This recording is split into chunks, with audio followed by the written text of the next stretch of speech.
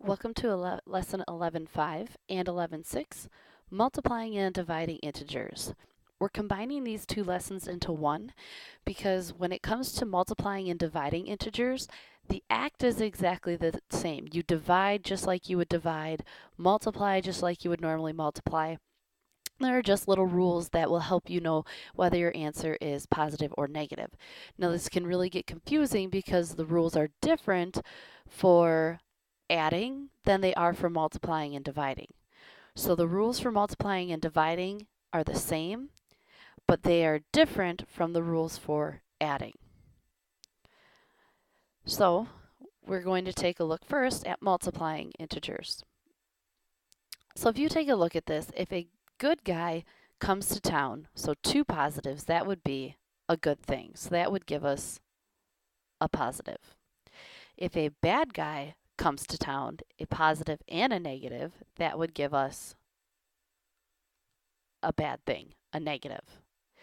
If a good guy, a positive, leaves town, which is a negative, we are left with a bad thing, a negative outcome.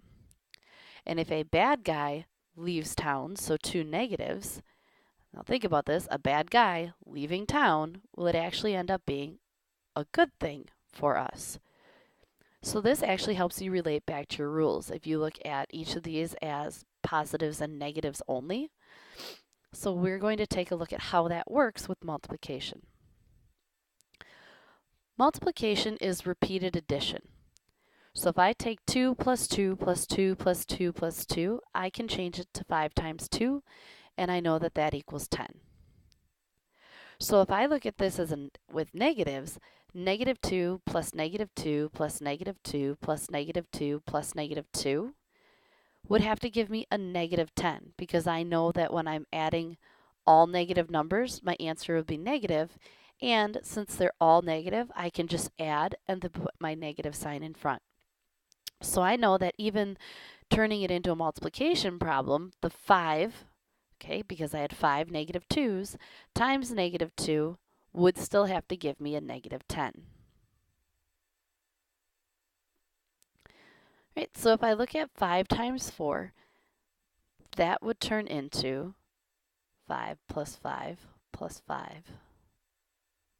I'm sorry, I'm writing that incorrectly. 4 plus 4 plus 4 plus 4 plus 4, which gives me a positive 20. So my answer is positive. If I change that though to negative 4 plus negative 4 plus a negative 4 plus a negative 4 plus another negative 4, now all of a sudden I'm left with a negative 20. Even if I change it to negative 5 times 4, so I do negative 5 plus negative 5 plus negative 5 plus negative 5, that's still going to give me a negative 20. So my answer is negative. Now, if I do a negative 5 times a negative 4, they end up canceling each other out and giving me a positive 20.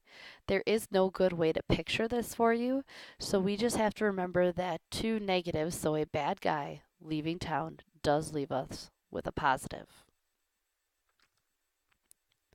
Right, so if I go through this quickly, 3 times a negative 1 gives me a negative 3. So it's a negative. It's negative 6 times 2, so a negative times a positive gives me a negative 12. Negative. A negative 8 times a negative 9 gives me a positive 72. And a negative 5 times 0, well, that gives me 0, and 0 is neither positive nor negative. But if I look at this, you should be noticing a pattern. I'll give you a minute to go ahead and pause or rewind if you need to, and I want you to see if you can come up with a pattern on your own. Right, if I look at this, I know that a positive times a positive, so a good guy coming to town, gave me a positive. Right, so B. But a positive times a negative, So a positive times a negative, well, that gave me a negative, and it will every time. A negative times a positive, so just flipping around the numbers, so a negative times a positive, still gave me a negative. But then a negative times a negative, so that bad guy leaving town ended up giving me a positive. So your rules for multiplication and division are the same. It's always a positive times a positive gives you a positive. So that's actually the same as the addition rule. So positive times a positive equals a positive. A negative times a positive in any order is going to give you a negative. And a negative times a negative actually gives you a positive. Right, so let's take a look at these problems. If I have negative 9 times a negative 7, I know 9 times 7 is 63. Because it's a negative and a negative, I know my answer should be positive. So there's a couple ways to look at this. Just like with addition, when you looked at should my answer be positive or negative, first, I think you should do that here as well. So here I have a positive and a negative, which tells me my answer should be negative. Then just look at the multiplication problem.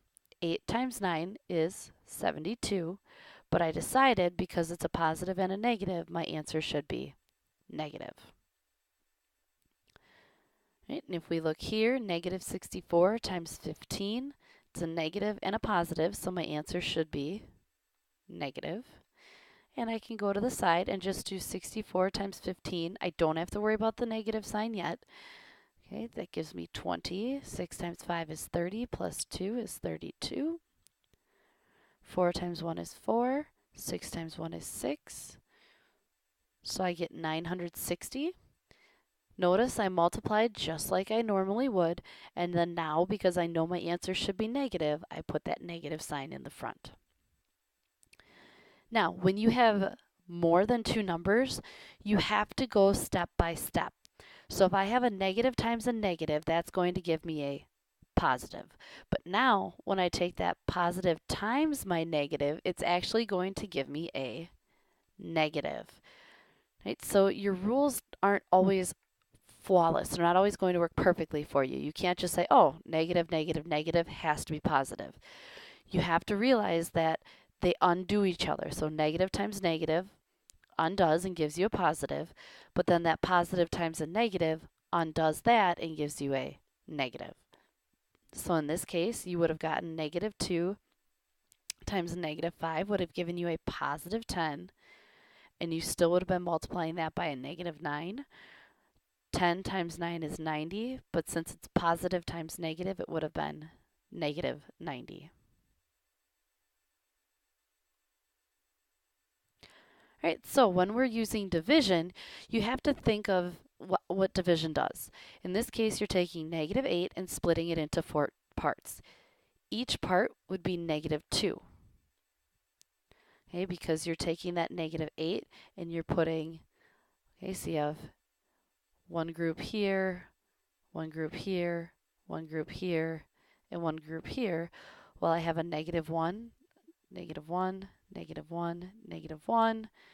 That gives me negative 4, negative 5, negative 6, negative 7, negative 8. So you actually get negative 8 divided into 4 positive parts gives you a negative 2. Since division is the opposite of multiplication, okay, so if 4 times negative 2 equals a negative 8, then it would make sense that negative 8 divided by that positive 4 would give you that negative 2.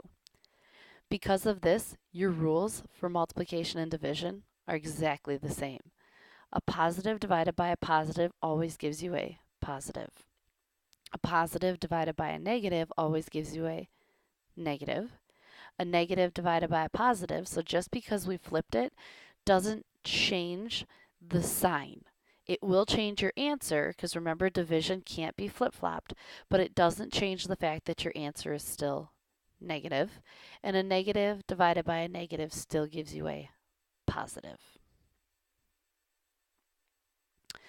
All right, so what I would like you to do here is I would like you to try these on your own. This would be number 1. Oh, actually, I'm not going to have you post these. I want you to try them on your own, and then I want you to come back to check your answers.